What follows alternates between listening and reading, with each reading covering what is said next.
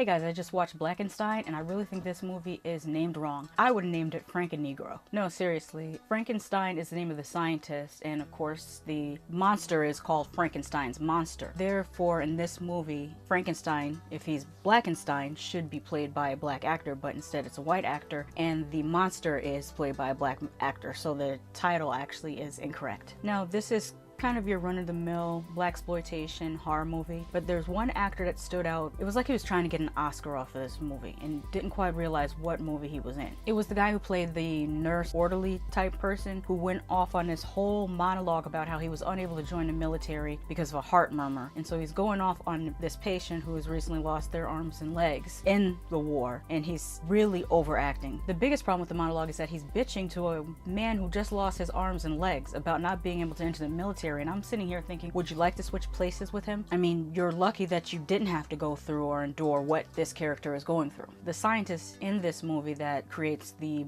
Blackenstein is named Dr. Stein. We do get to see some of his other experiments that are a little bit Island of Dr. Moreau-ish to me, and I thought that was kind of cool. They do make some changes. In this story, instead of exploring reanimating tissue, it explores more DNA serums and the transplantation of limbs. His experiment unfortunately goes awry when a jealous lab assistant switches serums on him. I would like you to know that the serum did make his afro grow hella fast, and I would like that serum.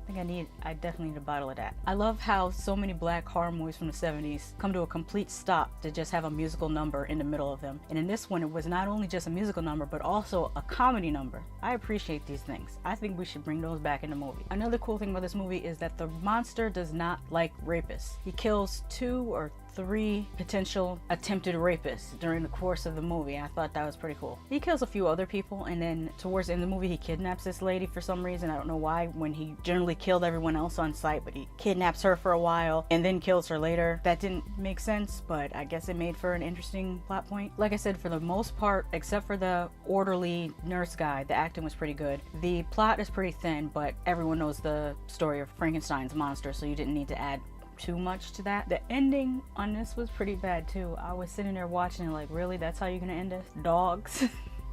Just out of nowhere. Couple Dobermans. And then that's it. That's the end of the movie. Dobermans. I don't want to completely spoil you to let you know what the Dobermans did, but it was just so out of left field and it didn't make any sense at all, but I guess it's okay. It was at least creative. The effects for the most part weren't all that great. They weren't perfectly bad either. I would say the aftermath of the kills were done all right, but the actual makeup on the Blackenstein's monster was kind of lackluster. So, you know, it is what it is. It's a low budget blaxploitation movie. You can't have super high expectations for what the makeup effects are going to be. That's not the reason why you watch these movies. At least that's not the reason why I watch these movies. Anyways, definitely check out Blackenstein, aka Franken-Negro. If you've seen Blackenstein, let me know what your experience of it was in the comments.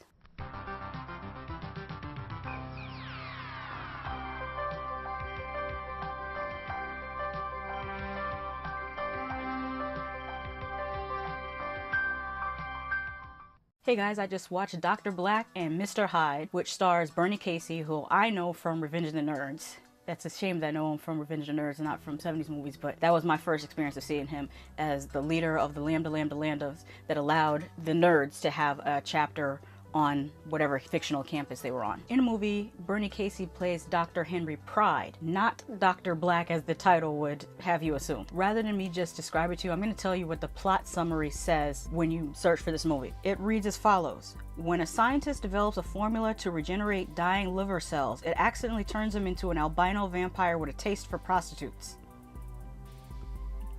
As soon as I read that, I said, I'm in. Less than 10 minutes into the movie, I'm like, why is this girl sitting here with her boobs out? At some point, he volunteers at a neighborhood free clinic and thrift store. Yes, those two things go together. And apparently it's in Watts, because it says Watts at the top of the sign. She's sitting there with her boobs out, and dialogue between her and the doctor is hilarious, especially when she is pretty much reading him and telling him how he doesn't know anything about the ghetto or the black experience. What's funniest is when she starts reading him, he looks at her and says, "Nigga, please."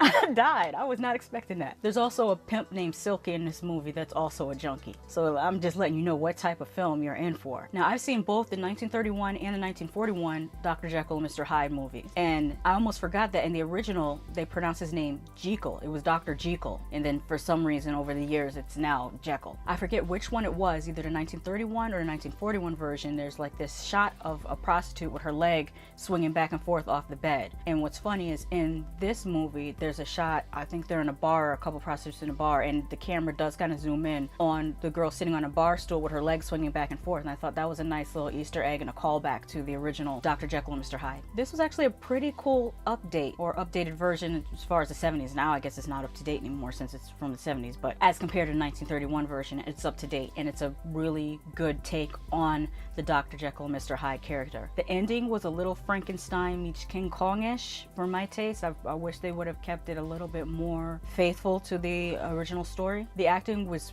really good for it to be a low-budget horror film. One of my favorite scenes is when the prostitute is reading Dr. Pride, but there's a lot of great dialogue throughout the movie. In a lesser film, that dialogue would have come off as campy, but she really sold it. The score was pretty interesting. At times there was a synth score that would remind you of a John Carpenter movie, kind of like They Live, and then other times it had the same type of funky 70s music that is present in a lot of 70s films. So some of the soundtrack I would say is a little bit ahead of its time. The makeup has a great shape to it. The prosthetics used to create Dr. Hyde's look, I feel, were very well done. The weak part of it was in the coloring. I don't feel that he looked like an albino. He just looked greenish gray. Interesting thing is Stan Winston did the makeup for this movie, and this must have been one of his earlier works because we know him from Aliens and Terminator, and hold on, I think there's a lot more. I took down note. He did effects for Aliens, a couple of the Friday the 13th movies, John Carpenter's The Thing, Terminator 2, Jurassic Park, Monster Squad, Predator 1 and 2, and a TV movie that scared the crap out of me when I was a kid, and that's Gargoyles. He has dozens of makeup effects credits, and this is one of his first. Like I said, the prosthetics were good, but the coloring wasn't so great, but everyone has to start somewhere. Obviously, he improved. I really got to get around to watching the Tony Todd version of Dr. Jekyll and Mr. Hyde.